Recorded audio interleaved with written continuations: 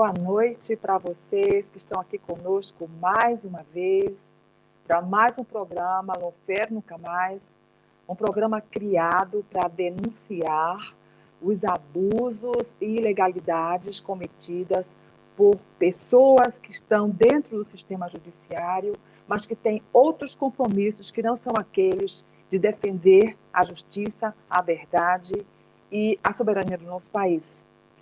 E esse programa, a partir desse ano, além de denunciar, ele busca criar um movimento para evitar que o lawfare se repita na vida de tanta gente. Nós agradecemos os canais parceiros no Facebook, assim como a TV Resistência Contemporânea, a Rádio TV Construir, Inteligência Acima da Mídia e o canal da companheira Flávia Costa. E, em especial, agradecemos a vocês que garantem a nossa motivação para produzir programas semanalmente, para falar e disputar narrativas sobre o lawfare. E o lawfare, ele tem tudo a ver com você. Exatamente por causa do uso indevido e ilegal do poder e da legislação que deveria servir para nos proteger, que nossas vidas estão caóticas. O gás, a gasolina, o diesel, a farinha, a carne, o tomate, o feijão, tudo isso é fruto do lawfare. Parece que não, mas a gente tem dito aqui como ele atinge a nossa vida privada. Sempre porque atinge pessoas que estão envolvidas em políticas públicas e lutando para a melhoria da qualidade de vida do nosso povo. Então, nós gostaríamos de convidar vocês a assistirem o documentário Justiça Contaminada, o Teatro Lavajatista na Paraíba, mostrando os tentáculos da Lava Jato no que aconteceu na Paraíba, que envolveu o ex-governador Ricardo Coutinho e a nossa companheira Márcia Lucena, que faz parte da referência e do modelo daquilo que a gente chama de caso emblemático. Nós agradecemos mais uma vez a companhia de vocês. Eu passo a palavra agora para a minha companheira Cleide, e que vai dar continuidade a esse programa. O nosso companheiro constante, sempre em todos os programas, é o companheiro Henrique Pisolato, sobrevivente do Mensalão Mentirão e lutador por justiça para ele e para todos nós. Com a palavra, a companheira Cleide.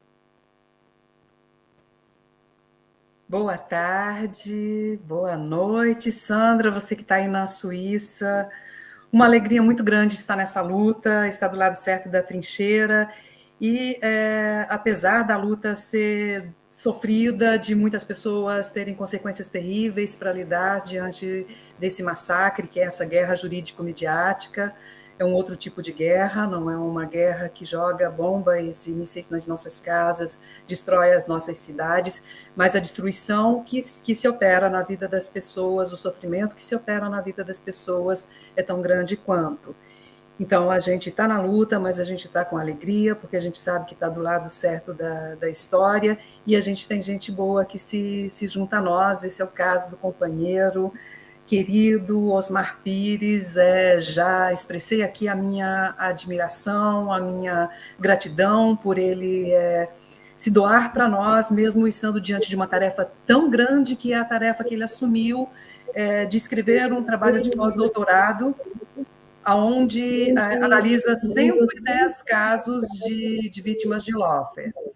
O Osmar Pires, ele é pós-doutor, pesquisador interdisciplinar em Direitos Humanos na Universidade Federal do Goiás. Ele é organizador do livro Lawfare em Debate e Lawfare, An Elite Weapon for Democracy Destruction. E agora, esse trabalho de pós-doutorado dele, além de contribuir com a denúncia, né, desses 110 casos, ele está assumindo o compromisso de nos ajudar na busca da solução, na redação do anteprojeto de lei que visa tipificar o lawfare como crime e propor anistia para os atingidos. Bem-vindo, Osmar. Eu vou te trazer para a tela já fazendo uma pergunta que faz referência ao programa do dia 3 de maio, quando estivemos conversando sobre o que é e como detectar casos de lawfare. A conversa é longa, e daquela vez nós não conseguimos, né, conversar sobre todos os aspectos, sobre como, especialmente, neutralizar o lawfare e impedir que essa prática continue a acontecer no Brasil. O que você pensa que deva ser feito para impedir que volte a acontecer? Você e depois o Pisolato. Boa tarde a todos, especialmente a Cleide, a Sandra e ao Henrique, os nossos cumprimentos. Eu penso que o Loffer, como uma categoria analítica da realidade, ela é um conceito que está submetido ao critério de validade ou de utilidade. Significa que, se o Loffer é uma categoria válida, então ela deve ser utilizada para analisar a realidade e reagir a essa realidade. Conferir ao agente social o poder de transformar a realidade. Portanto, sendo o Loffer um instrumento de ataque dos poderosos contra os direitos dos mais fracos, visando concentrar riqueza, vulnerabilizar os direitos humanos e outros efeitos negativos, então deve ser também, por outro lado, um instrumento de contraofensiva, de contra-estratégia. Não é? Daí que, ao se debruçar sobre os casos de Loffer, nós devemos, primeiro, identificar, conhecer as suas características, os seus elementos mais importantes, que eu sintetizo na tridimensionalidade do Loffer. Então, a primeira dimensão geográfica, que é o fórum. Então, todas as vezes que ocorrer uma ação onde a manipulação da hierarquia judiciária, do poder de decidir, forçando a barra para que seja julgado numa instância escolhida adredemente pelo acusador, então você tem aí uma evidência da primeira dimensão, a geográfica, aquela que escolhe arbitrariamente o foro, violando o princípio universal do juiz natural. Então, essa é a primeira dimensão. A segunda dimensão é a do armamento, consistente em utilizar de forma abusiva, exagerada, uma lei para obter, ao final, a condenação do acusado. E, na sua terceira dimensão, a externalidade, que é a manifestação insistente, persistente, exagerada do acusador, e que muitas vezes atua em conluio com o julgador na mídia. Manifestação fora dos autos. Então, essas três dimensões, em conjunto, simultaneamente, configuram o Loffer. E qual é a contra-estratégia ao Loffer? Então, nós podemos... Um instante. Me parece que há algum problema com a captação da sua imagem. Ela está tremendo, né? Sim. Eu fiquei uma semana aqui sem usar e realmente eu vou ter que usar o celular. Certo. Olha só, então vai lá, desconecta nesse, conecta no outro e a gente já aguarda aqui. Enquanto isso, a gente segue conversando a respeito da elaboração de um anteprojeto de lei. A gente já tem alguns modelos nos quais se inspirar. A gente já sabe, e a Amanda tem falado a esse respeito diversas vezes, na PEC Anastasia Lênio, né? Essa PEC Anastasia Lênio, ela está cuidando de uma espécie de assédio, que eu acho que entra numa categoria similar à do Loffer, não é? Sendo que lá no caso da PEC Anastasia Lênio, a proposta do projeto é que se impeça que os juízes produzam diversas ações contra jornalistas na tentativa de silenciá-los. É um pouco diferente, porque o lawfare, a gente sabe, está circunscrito na questão geográfica, diz respeito à nossa soberania, à expropriação de recursos, à questão do trabalho, à questão da previdência, enfim, todas essas que a Sandra até, de certa forma, abordou, né? O preço do arroz, da carne e do feijão, são todos relacionados à questão do lawfare e o lugar do mundo em que nós somos colocados a partir do momento em que nós permitimos que ele chegasse a esse ponto.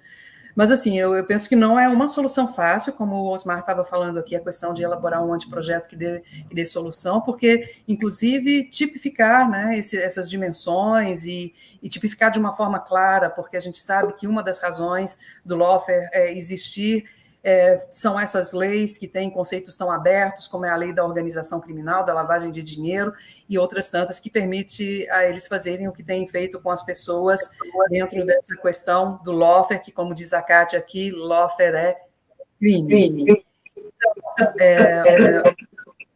Pisolato, diga para nós aí como você tem percebido essa questão da lei. Olha, boa tarde, Sandra, Cleide, boa tarde especial ao professor Osmar e a todos todas que nos acompanham aqui. O bom de falar com cientistas é isso, né? O professor Osmar acabou de dar uma espécie de enquadramento e cenário de como são feitas as transgressões. Eu acho que o primeiro passo que nós temos que entender é de que o lawfare é uma transgressão do Estatuto do Servidor Público, é uma transgressão às normas legais e constitucionais. E quem transgride deve ser punido, deve ser enquadrado. E eu acho que aí o que o professor acabou de falar aponta os mecanismos e as principais formas de como eles transgridem, como eles utilizam isso, que vai do local, né, do fórum de julgamento, a compactuação com a imprensa.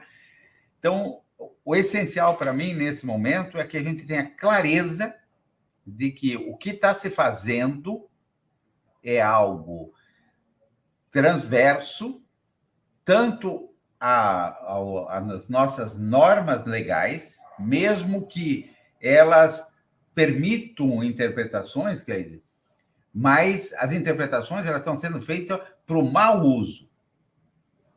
Então, elas estão sendo contra o espírito da lei, da legislação. Então, isso é a primeira coisa. Portanto, as pessoas que fazem isso estão cometendo um crime.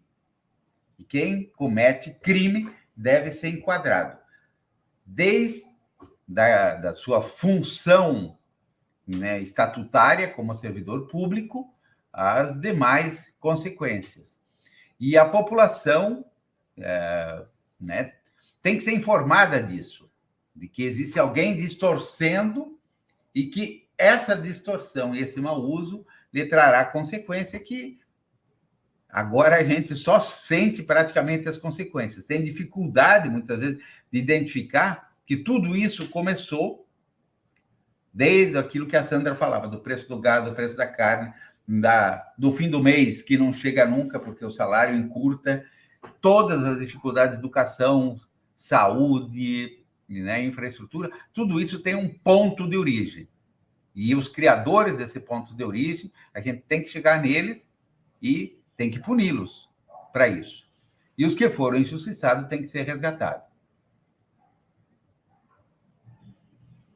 O Osmar pode retomar a fala dele para comentar a respeito da sua percepção com relação a que tipo de lei atenderia à necessidade de restabelecer a justiça no nosso país e evitar que o lawfare aconteça. Ou então, na minha opinião, definindo, caracterizando o lawfare, que é uma estratégia de violação aos direitos humanos dos mais fracos da sociedade, então é um ataque dos poderosos contra os mais fracos, impede você realizar a contraofensiva, a contra-estratégia. Então é preciso buscar vários mecanismos de defesa. E, nesse momento, eu visualizo duas mais evidentes e mais imediatas.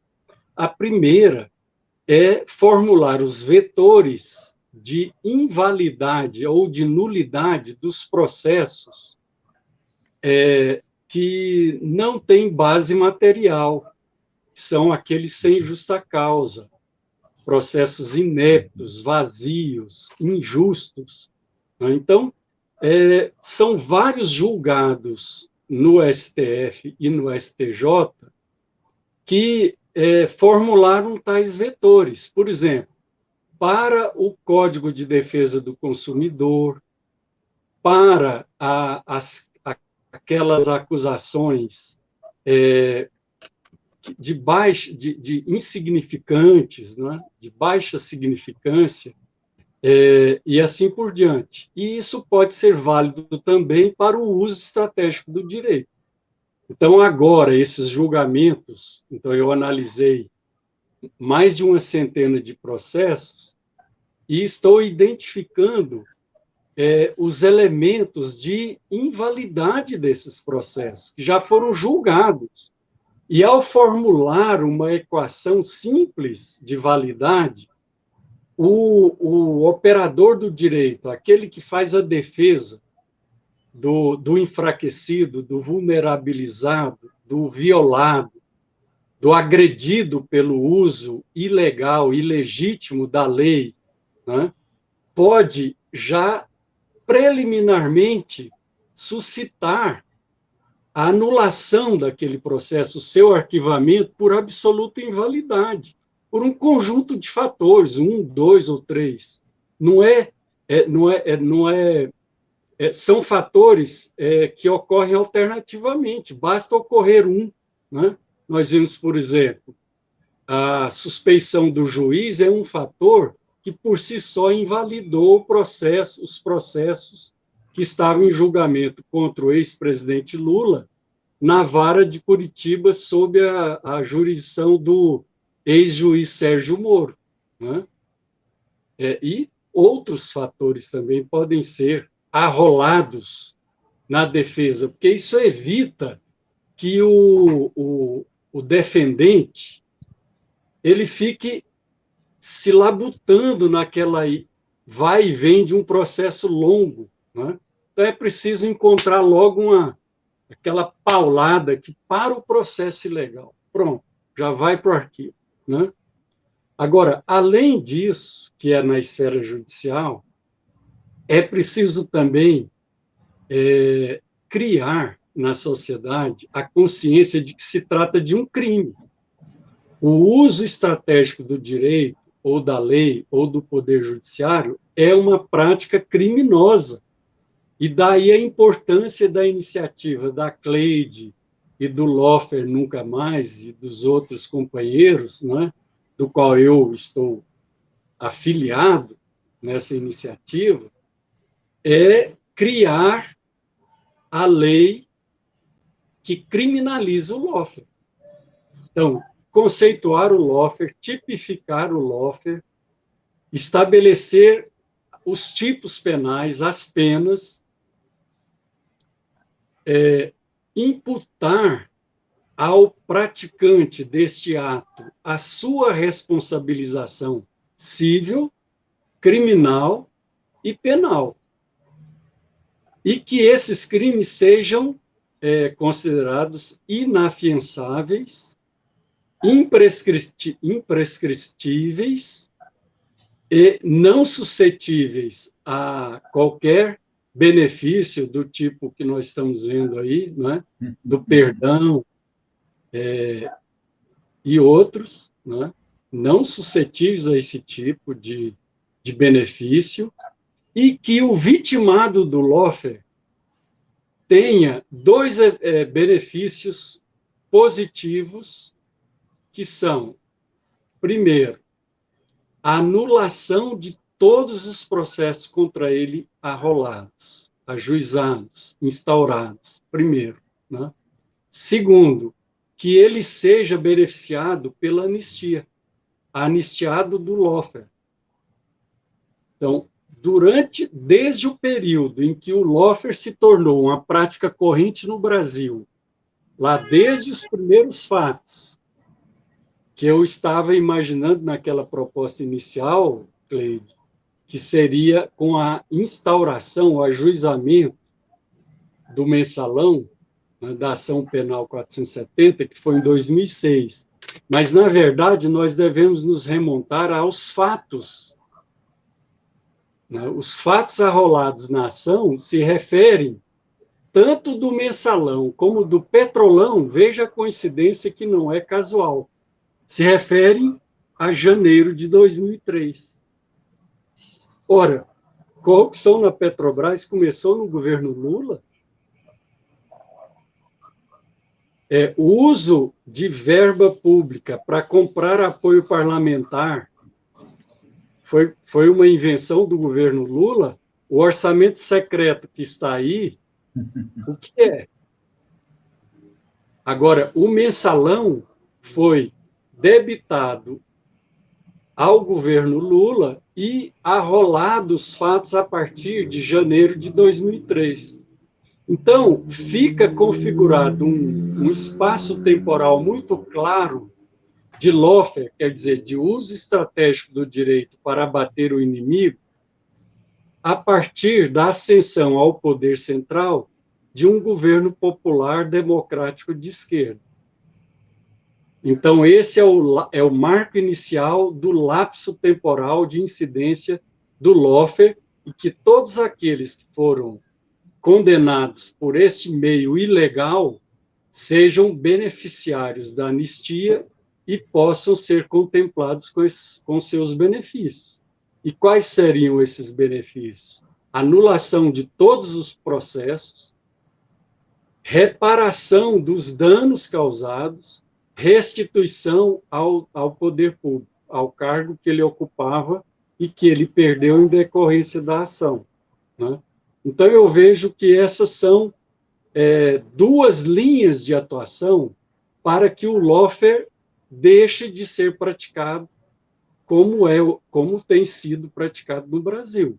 Porque quando ele se tornar crime e as vítimas desse crime tiverem os seus benefícios reparados e aqueles que causaram as vítimas sofrerem as responsabilizações penais, administrativas e cíveis da sua prática, então aí nós poderemos dar início à reversão do quadro atual e começar a inibir a prática dessa atividade criminosa. Microfone, Sandra.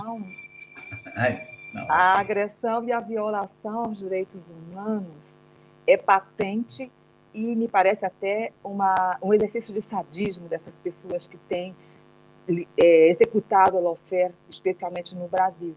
E você, Osmar, você está terminando o seu pós-doutorado, que agora você escreve sobre o efeito do combate à corrupção sobre os direitos humanos. Então, a gente gostaria de ouvir de você um pouco sobre como foi feita a pesquisa e quais são as suas principais conclusões, que eu acredito tem tudo a ver um pouco com isso que você já começou a nos dizer agora, nessa sua última fala. Depois o Henrique pode comentar.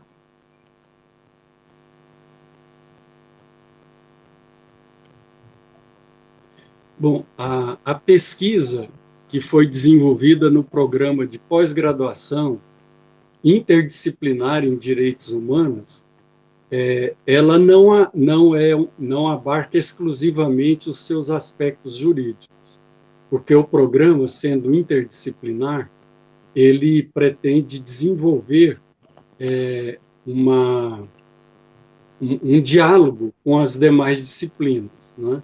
Então, o projeto se chama, e que foi executado e aprovado, e o seu final resultou nesse livro que será publicado, Os Efeitos do Combate à Corrupção sobre os Direitos Humanos, foi a partir de uma pesquisa bibliográfica,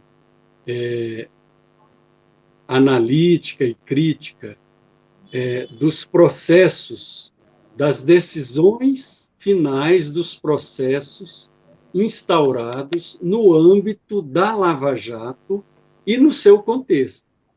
Porque nós temos a Lava Jato instituída pelo Ministério Público Federal a partir do ato do procurador Rodrigo Janot, cuja sede principal, núcleo principal foi Curitiba, e depois desdobrado nos núcleos de Brasília, São Paulo e Rio de Janeiro, mas temos também outras operações similares, como a Operação Calvário, na Paraíba, e várias outras ações que não faziam parte propriamente de uma operação, mas que seguiram o mesmo modelo acusatório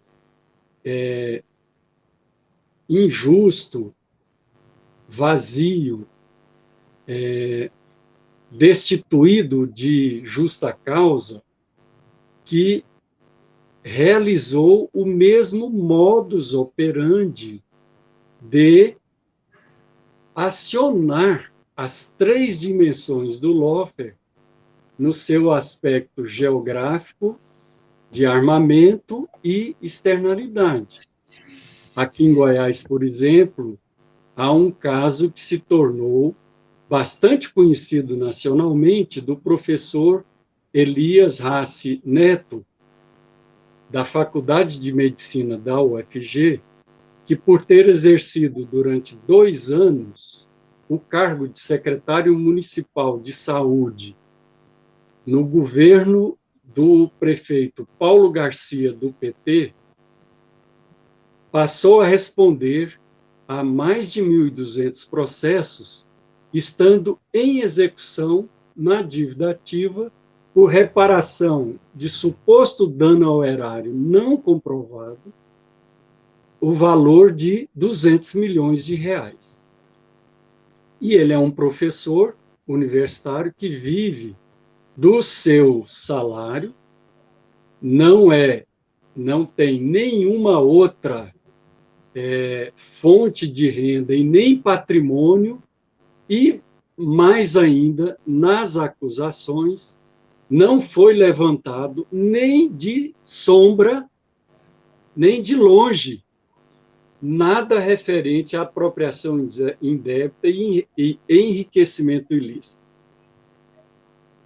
As acusações são sempre baseadas em dispositivos abertos, como o artigo 9º da Lei de Improbidade, que se refere à não obediência aos princípios gerais da administração pública.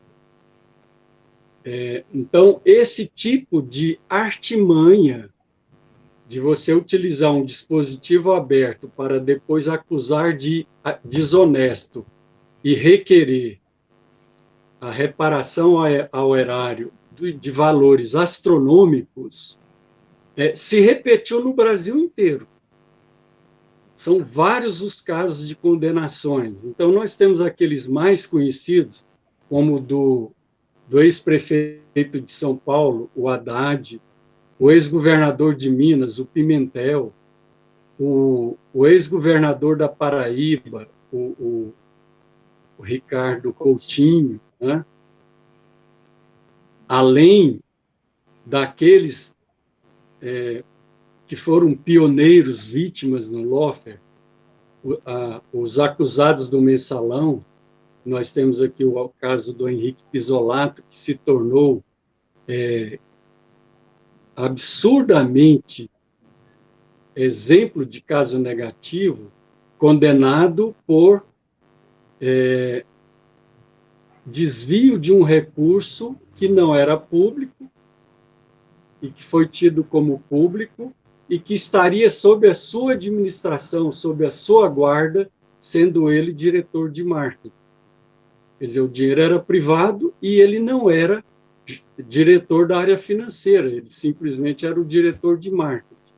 Então, o meu estudo de pesquisa pós-doutoral, ele analisou essa centena de casos para formular os efeitos do combate à corrupção sobre os direitos humanos, questionando, então, o que são direitos humanos, o que é corrupção e qual a relação entre eles.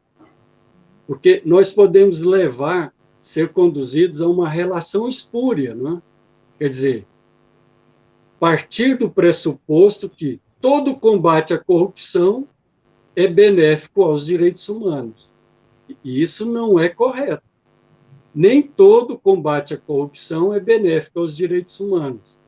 E ao analisar essa centena de casos, não encontramos um exemplo positivo que tenha beneficiado os direitos humanos.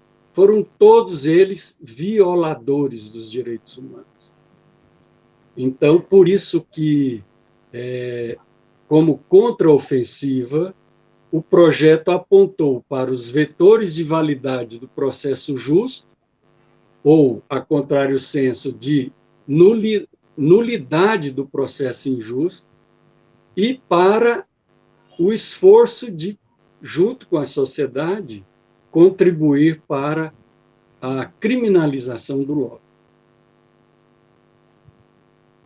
E aí, Isso, Pizzolato. Olha, eu queria parabenizar o professor Osmar pela competência, pela precisão, pela capacidade científica de síntese, né? E é impressionante, viu, Osmar, porque nesse final de semana eu participei de alguns eventos públicos e as pessoas me cumprimentavam e se expressavam de uma maneira que, para mim, me chamou muito a atenção de como a sabedoria popular faz síntese. Eles diziam: eles esconderam as provas da tua inocência para poder te condenar. Não foram juízes, foram bandidos. E a segunda coisa que todo mundo dizia: tem que punir as pessoas que fizeram isso, que usaram o dinheiro público. No fundo, a população, eu senti nisso, que a população não se conforma com essa prática. Eu acho que esse trabalho do Osmar vai ajudar muito a gente se reencontrar com a verdade e com a verdadeira corretez do serviço público. Porque a gente precisa de justiça. O que existe aí não é justiça. Então, nós precisamos exatamente convocar os que querem a justiça como um ponto de equilíbrio entre o forte e o fraco, e que auxilie a sociedade a conviver melhor, e esses que distorceram as funções do judiciário e que agora o povo, mesmo de uma forma mais empírica, né, sente as dores, né? Percebeu que isso não está correto. Então, mais que tudo, parabéns. Olha, eu queria poder voltar a ser aluno e sentar ao lado do Osmar para pegar cola com ele, né, nas provas. E olha, o Pizzolato, para confirmar o que você está falando, apesar de que a gente tinha combinado quem ia comentar sobre o chat seria a Sandra, eu não vou ter como esperar chegar a vez dela, porque eu estou aqui ficando muito feliz mesmo com o que eu estou vendo aqui, né? O que você observou nessas conversas que teve aí, da simplicidade das pessoas de fazer uma síntese, né, juntando os pontos e apontar o caminho, as pessoas aqui no chat estão fazendo, né?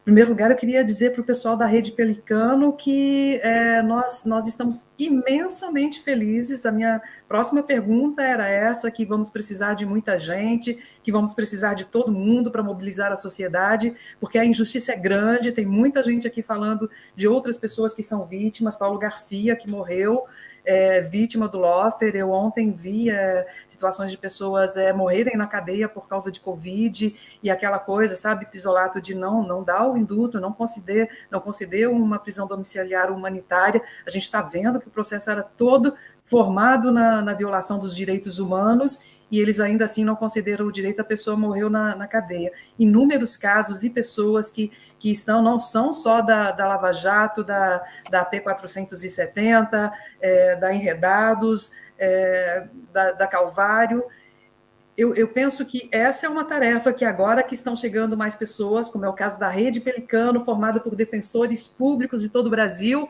que está nos parabenizando e que quer se juntar a essa campanha Lawfare Nunca Mais. Nós vamos precisar ampliar esse trabalho do Osmar e fazer o mapeamento direitinho. Eu sei que tem aqui no chat o Tafarel, que também é vítima de Lawfare, Lindbergh Farias, João Vacari Neto, José Mentor, Gleice Hoffmann, Beto Richa, Paulo Garcia, Márcio Lucena, Sabanai. Eu fiquei até meia-noite ontem, eu acho que eu encontrei uns 100 nomes no site do STF. E processos que a gente vê assim, aceitou a denúncia, e até aí você já está sabendo que vem a mídia fazendo todo aquele trabalho de destruir a imagem da pessoa, de acabar com a vida dela e dos familiares dela, das criancinhas, de todo mundo. Tem delação premiada, igual a Amanda costuma contar, pessoa com metralhadora na casa com criança de 7 anos, dizendo, se seu pai não falar, a gente vai prender você também, e prende filha. Eu fiz uma pesquisa que era irmão, filho, filha, e você vai encontrando lá, irmão, filho, filha, esposa, todo mundo é levado sugado por essa guerra, e a gente vai precisar mesmo de todo mundo para se juntar a nós, para a gente dar uma solução. O Osmar, ele aponta muitos caminhos, o trabalho dele é uma base muito sólida, que a gente quer colar mesmo, porque ela nos dá base para seguir nesse rumo, até porque também aqui eu não vi quem foi, alguém que escreve, não sei se foi o Tafarel ou outro que escreve sob esse nome de chance profissional, dizendo que vamos ter que revogar algumas leis. Sim, essa lei, né, por exemplo, da ficha limpa, a Argentina não permitiu que passasse, porque ela faz parte desse pacote, a lei da organização criminosa, essa lei que permite o uso da delação premiada, lei da ORCRIM, todas essas leis integram o pacote que os Estados Unidos construiu desde, Osmar, você tem muita razão, né, desde 2003, quando o Lula decidiu que não iria mais usar o conteúdo nacional, eles, inconformados, nos impuseram essas leis através de organismos que eles usam para poder operar esse lawfare no país, e a gente agora vai ter que ter o trabalho de afastar essas leis. Alguém aqui nos disse que era só seguir a Constituição. Não, a Constituição, ela não, por si só, ela não vai nos permitir resgatar essas pessoas, oferecer anistia para elas. A gente vai ter que aprofundar a questão, claro, que com o cuidado que alguém aqui até já apontou, de não escrever um tipo vago e nem deixar algum flanco aberto. Por isso mesmo que a gente vai contar com a contribuição de vocês, gente. Muito obrigado para todo mundo que está dando sugestão aí. A gente está anotando essas sugestões e a gente quer que vocês nos ajudem realmente a construir isso coletivamente. Então, Osmar, sob esse ponto de vista, sobre esses aspectos da mobilização, né, você já trouxe, eu vejo que foi você que nos trouxe a rede de pelicanos, como é que você imagina que nós possamos impulsionar a essa mobilização da sociedade, das organizações da sociedade civil, para se somarem a nós nesse movimento que tem que ser de todos os brasileiros que ainda têm esperança num país justo, democrático, igualitário e fraterno?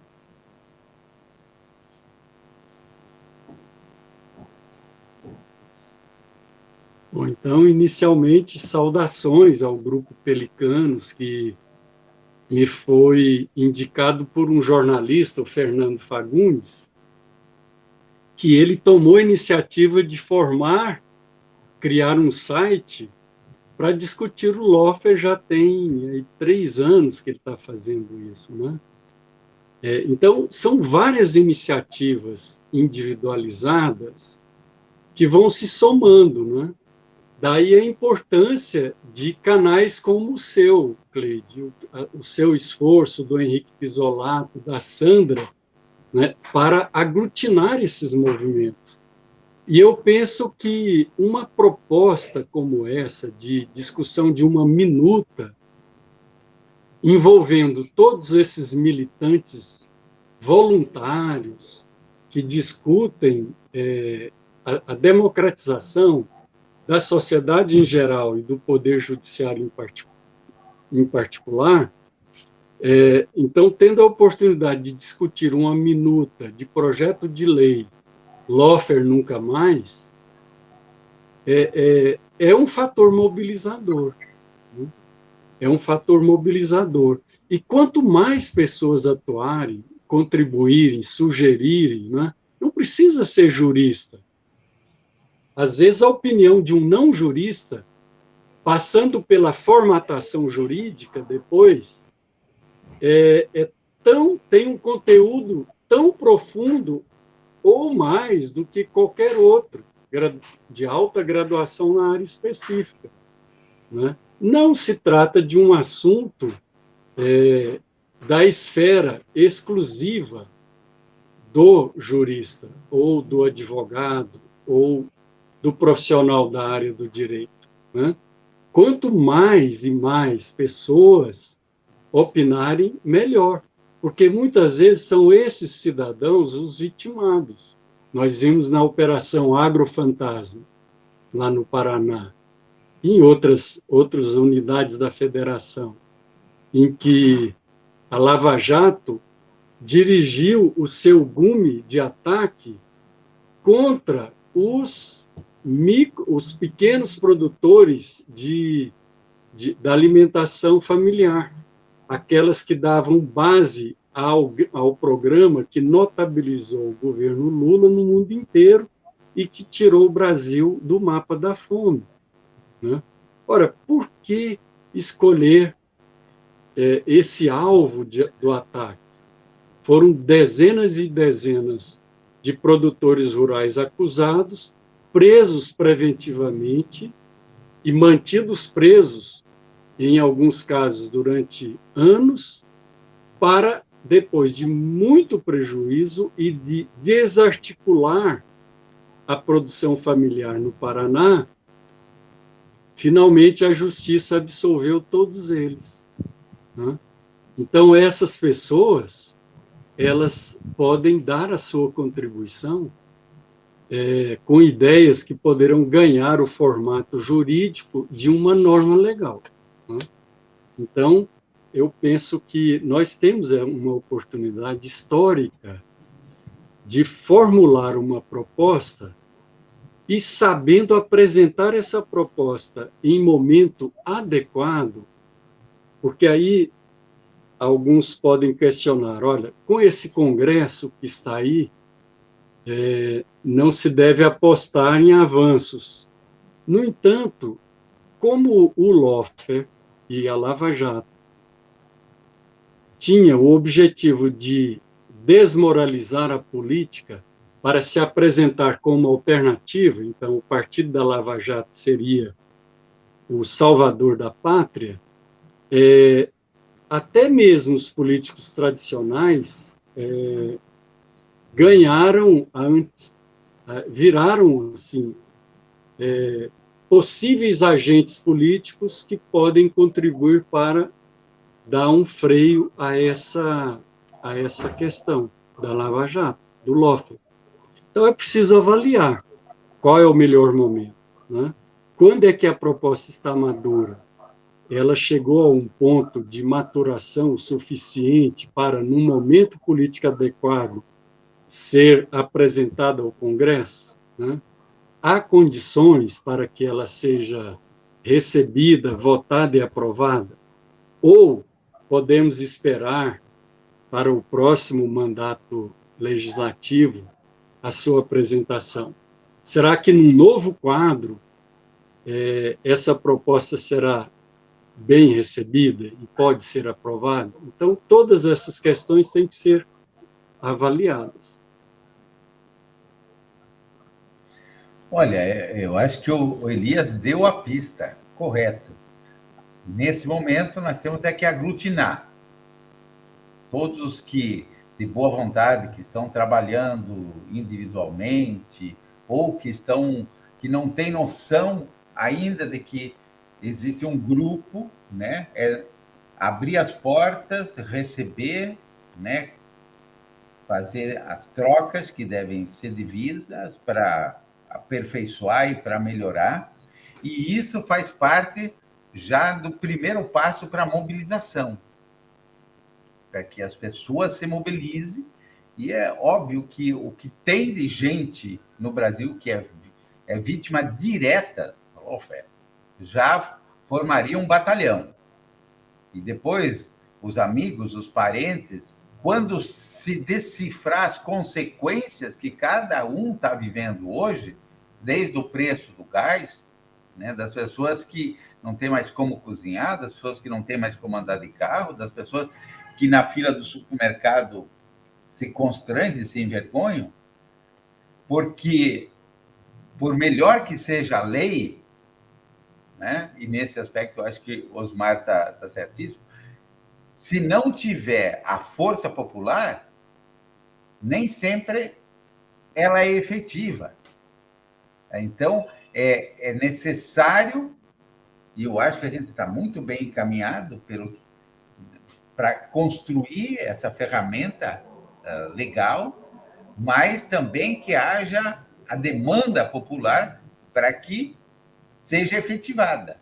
Senão você faz uma excelente lei, mas não há vontade política, né, de efetivá-la, de torná-la com efeito.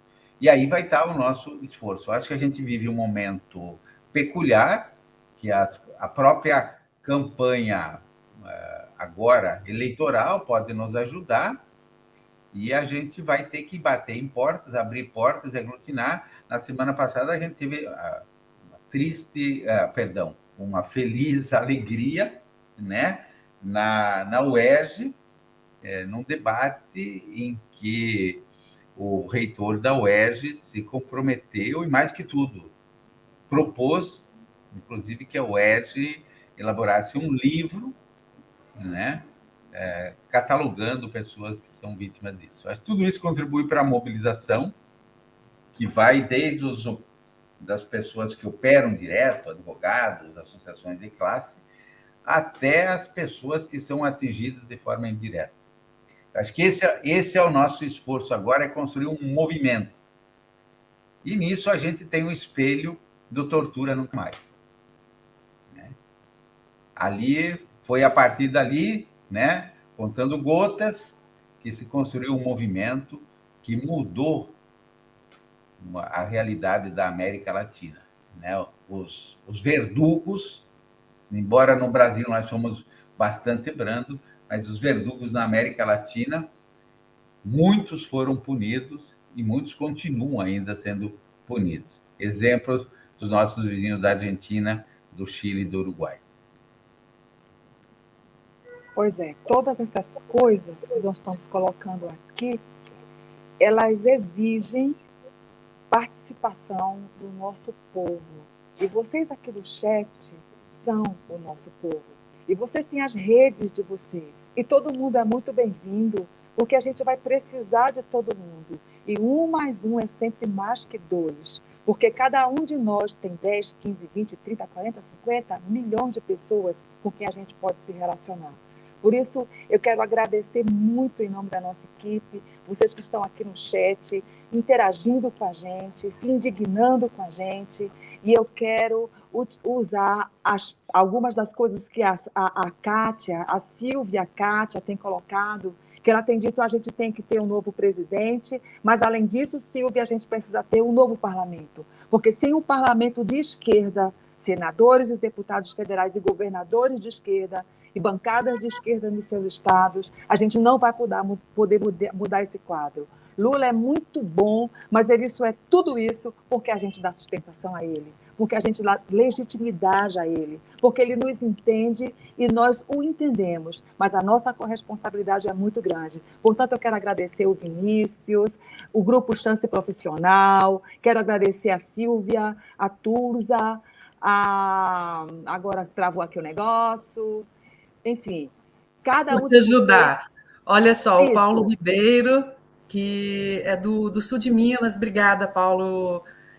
Você tem toda a razão mesmo. A gente tem que tentar angariar apoio dos outros grupos que estão por aí já organizados. Mas o apoio seu também é muito importante. A gente está feliz de você estar aqui hoje. Isso. Só mais uma coisinha, mais uma pessoinha aqui que eu gostaria muito, porque tem estado com a gente sempre, que é o companheiro Tafarel. Ele é vítima, a gente costuma não usar essa palavra, ele é atingido pelo lawfare também. Ele tem dado contribuições muito importantes aqui na troca de conversas no chat. E a gente te abraça, companheiro. E a gente quer dizer que a gente está aberta para todas as pessoas que quiserem participar desse projeto. Mandem e-mail para nós através do lawfarenuncamais@gmail.com para fazer contato com a gente, para perguntar como é que pode contribuir ou para dar uma contribuição, para indicar alguém e divulgar essa live. Divulgar nossos programas, que é onde a gente faz esse trabalho educativo de explicar por quê. Às vezes parece chato, gente, mas estudar precisa de tempo. E para isso a gente precisa ouvir e ouvir com atenção. E vocês são as nossas inspirações para continuar esse projeto. Passo a palavra para a Cleide. E vou agradecer ao pessoal do Sindicato Aeroespacial TV. Lembrando de novo que assisti a uma live deles há umas 2 semanas, em que eles entrevistavam uma companheira não sei se Paraguai. do Paraguai, né? Vítima de lawfare no momento atual, numa situação dramática. Então, eles têm também um espaço em que se pode comunicar essa ideia, difundir a ideia de transformar o Lawfare Nunca Mais em um movimento, né? Gisele, Kátia, já agradecemos, Dulce, já agradecemos, a Eunice, companheira aqui de Brasília, que também está colaborando com o nosso projeto, ela já está conosco. Enfim, agradecemos a todos, mas especialmente ao professor Osmar. Eu sei que ele está com um prazo assim, super exíguo, está com um trabalho já na hora de ir para o prelo, né, prontinho para publicar, mas fez questão de parar e vir aqui colaborar conosco. A gente espera colaborar com o seu trabalho também, porque o seu trabalho é importante para essa causa, a gente reconhece a importância dele. Quando o livro estiver publicado, vem aí, a gente vai falar sobre o livro de novo. É isso, gente. Muito obrigada a todos vocês que colaboraram conosco, que estiveram conosco aqui hoje. A gente está chegando ao final de mais um programa, mas antes de encerrar, vou passar para o Pisolato, para o Osmar, dizerem as palavras finais. Já deixo o meu abraço para todo mundo que assistiu, para os que estão no chat, para a Andréia, que ajuda lá no estúdio, para a Sandra, para o Osmar. Já estou me despedindo, para o Pisolato, e passo a palavra para o Osmar dizer as palavras finais dele, e depois para o Pisolato, assim a gente encerra. Obrigada a todos. Os meus agradecimentos, Cleide, Sandra e Pisolato, e a todos os militantes e formadores de opinião deste site, dos diversos outros parceiros. Eu me coloco à disposição, inclusive antes mesmo da publicação do livro, eu posso compartilhar com você, Cleide, a versão final, porque Sim. aí vai ajudar os... O trabalho que a Maria Luísa está fazendo de elaborar a justificativa, que uma das partes do anteprojeto é a justificativa, né? E a encomenda que ela me fez foi exatamente para fazer esse levantamento que eu estava fazendo ontem, né? Até tentei falar com você, poxa, mas ele tem 110 casos levantados, a gente, quem sabe, aproveita esse trabalho para compor lá, né, a justificativa do projeto. A justificativa do projeto vai ter que demonstrar claramente que esses casos existiram, tem pessoas atingidas e isso não pode acontecer mais. E o seu trabalho contribui com isso. Tá ótimo. Muito obrigado, um abraço a todos. Henrique, você? Olha, da minha parte, só me resta agradecer a quem nos acompanhou, quem nos apoiou e sempre permanece com a gente. Agradecer de modo muito especial ao professor Osmar pela contribuição, pelo talento, pela competência e pela disponibilidade de socializar todo esse seu trabalho e pesquisa em favor, não só de nós que fomos massacrados por isso, mas em favor de um Brasil melhor. E dizer que nós não nos rendemos aos fascistas, aos nazistas, aos ditadores. Obrigado a todos e um grande beijo. A luta sempre continua.